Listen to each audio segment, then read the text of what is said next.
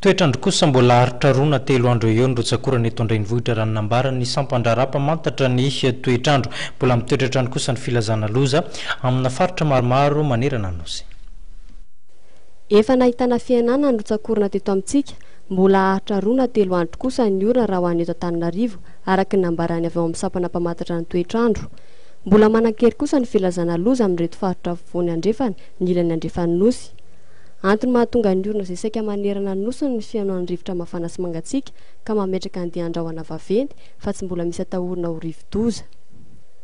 Nisy ny orana saika avy ny orana saika manerana ny nosy atao ao vokatry ny fisian'ny andeha andrahoana vaventy na ny zone de convergence intertropicale atao amin'ny faritsy ny lakan-drano Mozambika. Izao fotoana izao izy io efa somary miaina ny andalana indrindra amin'ny faritra avaratr'i Madagasikara iny. Na izany aza tsara manamarika fa hitomony nefa ny rotsakorana izay hilatsaka amin'ny faritra afovoany andrefana sy atsimo andrefana Madagasikara iny.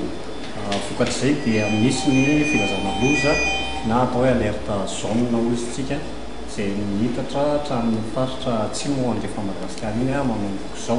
Ny amin'ny faritra sisa tsy dia miova ny filazana loza amin'ireo distrika na raha izany fa miampy fotsiny izany androany miampy ny faritra atsimo andrefana Madagasikara.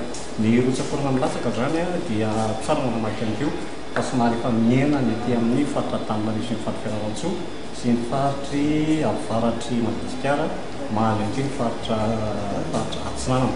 Fa ankoatran'izay izany hoe faritra Boeny, ny faritry Melaky, ny faritra Atsimo andrefana, ny faritra Fianarantsoa, Ray manontolo dia mbola ao anatin'ny rotsakorana betsaka miandalana. Izay ny antony mahatonga ilay filazana loza ho an'ireo distrika naharaza. Eto Antananarivo manokana mety haritra hatramin'ny ilay orana. Antananarivo zany efa mbola teo fa somary efa manomboka miaina ny rotsakorana milatsaka eto Antananarivo. Vinavinaina fa ho tsara ny andro afaka roana andro andro. Araka ny vinavina avy amin'ny sampana-pamantatry ny toetrandro dia efatra ireo rivo-doza nandalo taty amin'ny faritry ny ranomasimbe Indiana ka nilota amin'izy ireo no nahazo anarana ka ny iray ihany no nahafeno fepetrany rivo-doza. Mety mbola hisy ny fiakaran'ny rano amin'ireo faritra iva satria dia araka nambaran'ny sampana-pamantatry ny toetrandro dia haritra roa na telo andro ny orana raha eto Antananarivo. Ilaina araka izany miomana sy mitandrina ho an'ireo mipetraka amin'ny faritra iva.